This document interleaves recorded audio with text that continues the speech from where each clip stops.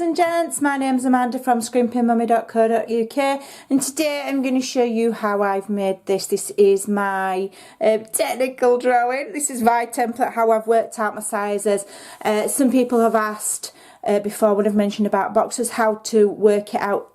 Grid paper is amazing. You can get this from Stampin' Up. This is obviously mine. I obviously buy it because I'm a demonstrator, and this is how I plan everything, because you can draw the shapes you want and all the measurements are there, and it's in you know, block increments, and it just makes it so much easier. So this is my template. This is what we're working from today, and so we're going to be starting with a sheet of 12 by 12. I'm just going to get my cutter. And what we are creating is, I'll show you a basic template that I made out of a different colour. This is a template. You'll have seen very similar things before. Some ladies have made things similar for holding DSP. Some have made them for embossing folders. I've made mine and I've designed it specifically to fit my Memories and More card collection. Because they come in these, and you know, you can't really sort of go through like a file. I've only got a small collection, so this will do me for now. Obviously, some ladies that do pocket memory keeping have got a massive stash, so this would be no good for them. But if you're starting out, this is perfect. And there's one other thing that you can use this for, which I'll tell you at the end. So we're starting with a 12 by 12, and we're going to cut it at 11 3/4 by 9, working in inches. All of the measurements will be over on my blog, so if I miss a measurement out or I don't say it, go check out my blog. So 11 3/4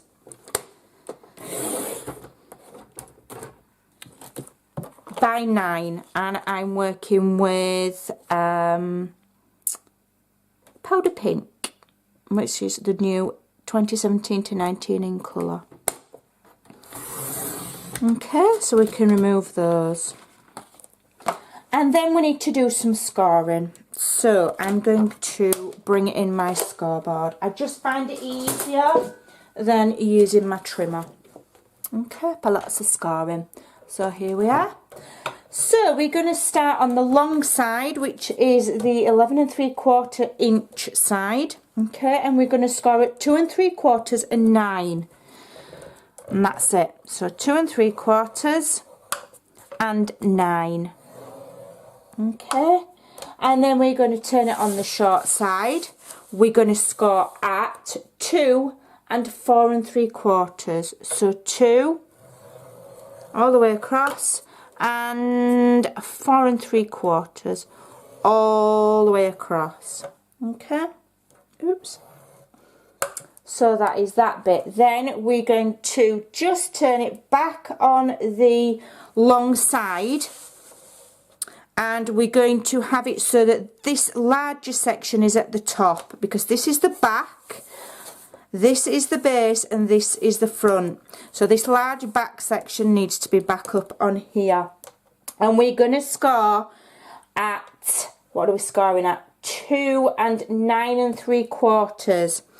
So we're going to score at 2, but we're going to start from here. Okay, so I'm just going to gently, in fact I'll turn it the other way. We'll flip it round the other way. It'll be easier. So we're flipping it so that the large section, which is the back, is at the bottom, and the small section, which is the front, is at the top. It's actually going to be easier to do it that way if you think about it logically. Okay, so we're going to score at 2 and 9 3/4, but we're only going to score down to the second score line. So 2, and then stop there at that line. Okay, and then score at 9 3/4. So 9 3/4 is there. Okay, so again we're going to score past the first score line down to the second only. Alright, so we've got the large section here, which is going to be the back of the box. This will be the base, and this will be the front. So it's the front you want there when you're doing that partial score. Okay, so we can move this away now, and we can start and we can cut. So what we need to do, first of all, is cut these sections away. These are going to be flaps to help hold our box together. In fact, I'll just do my folding and burnishing first, and then we'll get crisper marks to cut. So I'll do all of that. Except for these here, we're not going to fold and burnish those just yet. Okay. That's it. So it's that one. We're not folding and burnishing the partial score line. That is a cutting guide. Okay, so you don't need to fold it. We've done that for a guide of where to cut. So again, the large section is the back, that's the bottom, and that's going to be the front. It's going to lift up. It's a very, very simple design. So we're going to cut on this partial score line that we made, right up to that score line, right up to where it meets that score line there. And then we're going to cut across and all the way down to that score line there. So these are going to be flaps. So we'll cut that as well, okay, and then we will just miter those as well while we're there, okay.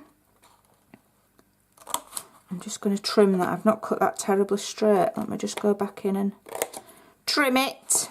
There we go. So I'm mitering these. Not even mitered that very straight. Let me do that again. I'm not happy with that. There we go. That's better. I'll just get my chair. I'm stood up. I don't know why I'm stood up.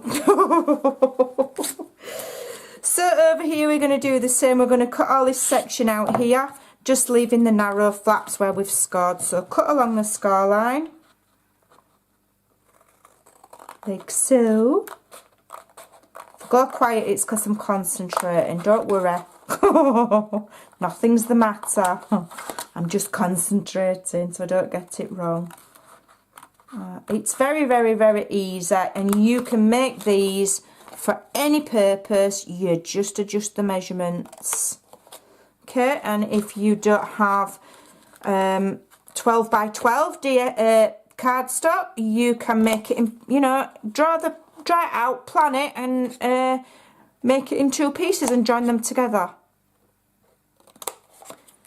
You don't necessarily need the 12 by 12 card, it just makes it easier. So we'll move all of that away. Okay, now I want a slanty side.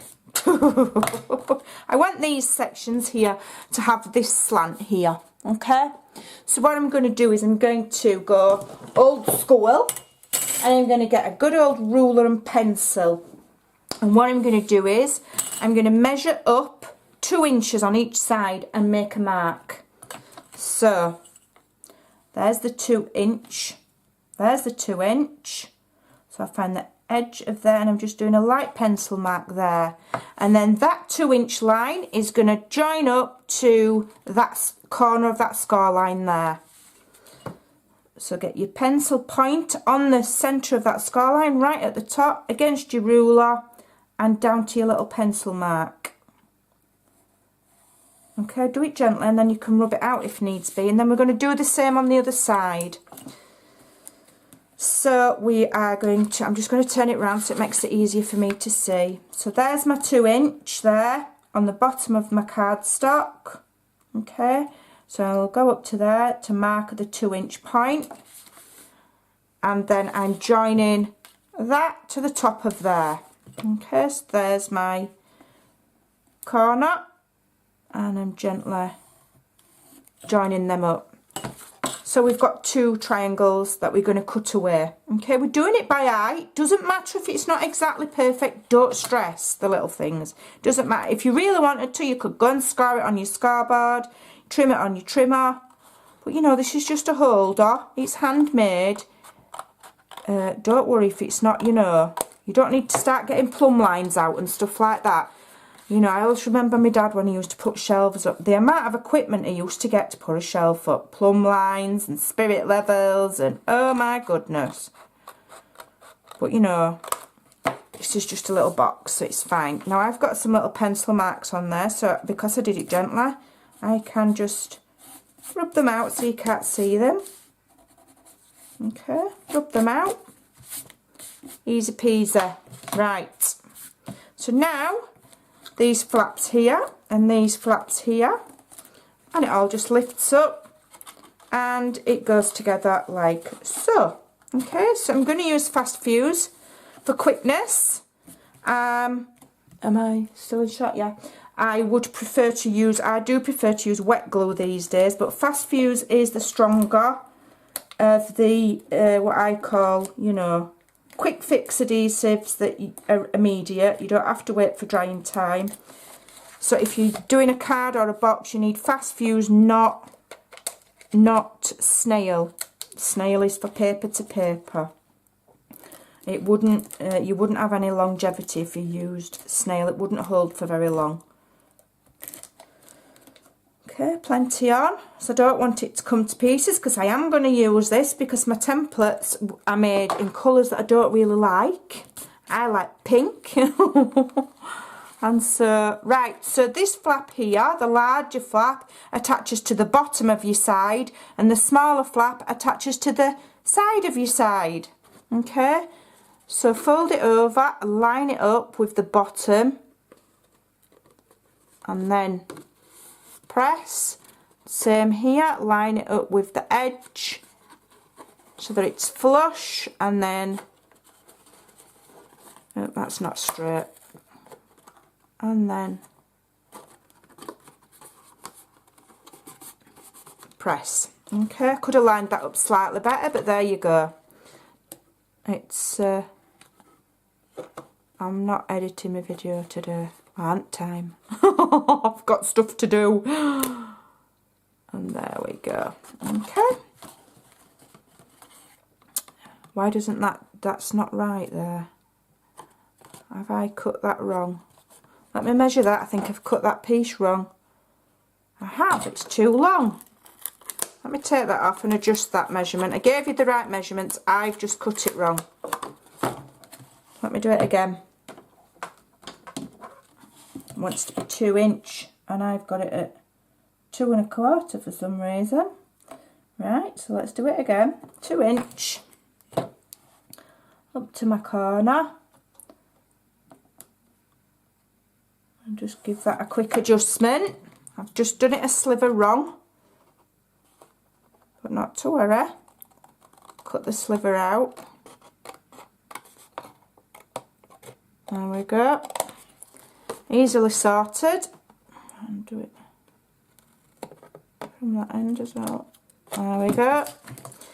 Get rid of that pencil mark. So yeah, this part here needs to be 2 inches, and that, for some reason mine was at 2 and just over 2 there. See how it meets nicely now? Perfect. Right, we've done that. So that's all fine. Give it all a nice press. And what I have done in preparation is I have done some layering panels. Where's the back one? I've got the sides and I have the... Where's my back one? Here we go. So I have a back panel, I have a front panel, and I have 2 side panels. Right, so for the front, the card layer, this is the front. That is 5 3/4 by 1 1/2. Okay, and then the DSP is, for the front, 5 1/2 by 1 1/4. All of the measurements will be over on my blog. Okay, and the back panel there, you need the card to be 3 3/4 by 5 3/4, and then the DSP is 5 1/2 by 3 1/2. The side panels are roughly 3 1/2 by 2 1/2, and you need 2. Now I have trimmed these very much by trial and error by eye, so bear that in mind. You could miss the side panels out if you really wanted, but you know.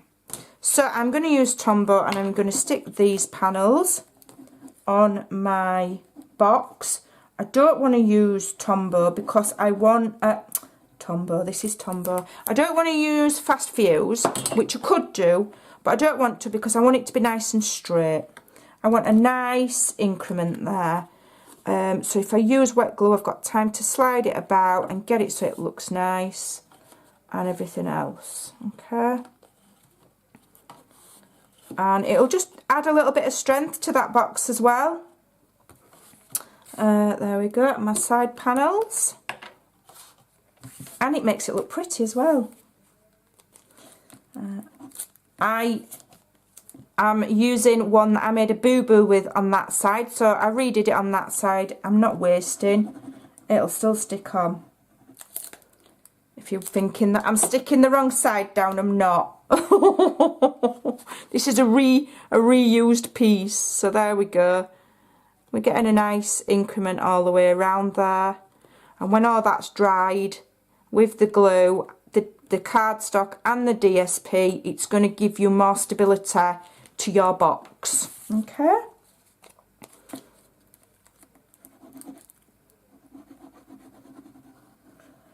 As I say, if you want to leave the side panels off, you can. I couldn't work out precise measurements. I did it very much by eye. By my wonky eye. But I got there. It's not difficult. Okay. So that will add a little bit of thickness, as I say, and a bit of stability onto there. Come on, stick down, you monkey. Don't want to stick. Let's have a bit more glue in there. Don't want to stick. Bit more glue, come on. There we go. Probably because that's a bit thicker because it's got 2 layers DSP on it. Don't want to stick now, the monster. There we go. And then just the back panel to do. Just press that while it dries. And the back panel. And then I'll show you what else I've made. Because I have made dividing cards. Which are very, very quick and easy to do. I will show you how I did them. Okay, so that's the back panel on. Just going to get it straight. And I've done it with a 1/4 inch border round, so you can see that nice pink cardstock underneath. I do think you need to layer up on these if you're going to make this out of cardstock and it's going to hold things, because it's not a full box. It hasn't got a lid and it hasn't got full sides to help keep the support. So if you don't layer it up with more cardstock and more DSP, it's just going to be a little bit flimsy, you know, it's not really going to be substantial. But by adding those layers there, we've made it more substantial. So that's our little box. Okay, so what goes in are, I have made these file separators, okay, like so. You can have 2 going one way, maybe 2 going the other, and you can either print out on your computer the writing, or you can do it by hand. I will be writing mine by hand. I'm not that fussy, but if you really like things precise, print it out in a small size font on your computer, cut it out and glue it on, or if you've got a labelling machine like a Dymo, then you're good to go. But what I'm going to do is, I'll just show you. And so I've got my Memories and More here, and this is my Petal Garden ones. I'd probably have them at the front, and then on this section I can have my, and I can start and file them and get them in order and have them organised. And this is my colour theory. Put some more in. I'm going to show you in a second how to do the dividers. And I can have my smaller cards stood up like so. So my long cards are long ways, my smaller ones I can put stood up like so. And then I can flick through, and you can put those side by side because there's room. And I can flick through at my leisure and get my cards out. This is large enough to hold all of the Memories and More packs that Stampin' Up! Do. So there is room in there for all of these. I believe there's 5 in total, and there is room in this divider to hold all 5. 5 full packs of Memories and More. I'll just move these out of the way, and I'll just put my divider there a minute. And I'm going to show you how I made the file cards. I've got them all over the place. I've loads of them. I love them. So for the file cards, you need a piece of cardstock. I have picked some of the thick Whisper White, and this has been cut at, oh, I've dropped my pencil, 6 1/8 by 4 1/2. And the 1/8 is important because I have made this so that it's just got a bit of a gap at each side for the Memories and More, but you want the file cards to protrude slightly. So the measurements I've done, you know, I've really thought about them. So 6 1/8 by 4 1/2, you go in your envelope punch board if you have one. If you don't, you can do this, might be able to do it by hand, or you can attach, you know, a tab to the top like that, and write it like that. You could use the new circle tab punch if you've got that and attach it and write. I'm just using the envelope punch board today. So you put your card in at 2 inches and punch, okay? And then because I wanted it to be really precise, what I've done is, if you put your card in that way with the tab, small tab part at the bottom, and then score at 4 1/8, that will give you the, and then stop where the cutout part is, that will give you the precise line to cut out your index card so that your tab's, you know, right, and then you go and you cut along that score line like so. I love this project, absolutely love it. Just trim it round a little bit just to get that right. And then I did use, what did I use? I used, let me just show you. I used my powder pink ink and a little dauber, and I just daubed them. It just adds a little bit of a finishing touch, and I have inked, prior to filming I did ink every piece of white DSP, and I did ink every piece of, not white DSP, white cardstock, and every piece of DSP. It just makes, it's just a finishing touch that will make your project look that little bit more special, a little bit nicer, whatever you want to call it. So that's how you make your file cards. You know, one for each of the Memories and More. Now you could make one for your larger cards, one for your smaller cards. But you know, the one that I've made and the sizes that I've given you will fit all of one pack of each of Stampin' Up's Memories and More cards. Because I've measured it within an inch of its life, so trust me, I'm a doctor. I'm not really. So there you go. And that will hold one pack of each of the Stampin' Up! Memories and More. Now, one other thing, and one kind of like a fluke, and one thing that I do like is that this box will also hold your standard size cards. So this is a 5 and a, you know, your normal standard size card, which is an A4 folded in half, to fit in a size C6 envelope in the UK. So another use for this box, if you don't have the Memories and More, you could have birthday, Christmas, you could have months of the year, and you can store your handmade cards in there as well.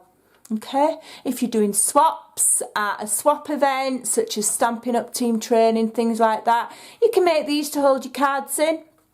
Or if you just make lots of cards in advance, as I say, you can store them, and the little file cards can have different sayings on them, so you can file your handmade cards as well. So there's 2 uses for this box, but the original use was for my Memories and More cards. So I'm going to get all the rest of my cards here now, because I do have the full collection, and I'm going to put them all in my box, and then I can just filter through and have a look which one I would like to select. Awesome project, give it a try, not difficult at all. All the measurements are on my blog and I did it without making any mistakes. Well, I made one, tiny one, but we'll brush over that. Thanks for watching. Take care, give it a try. Bye for now. Bye.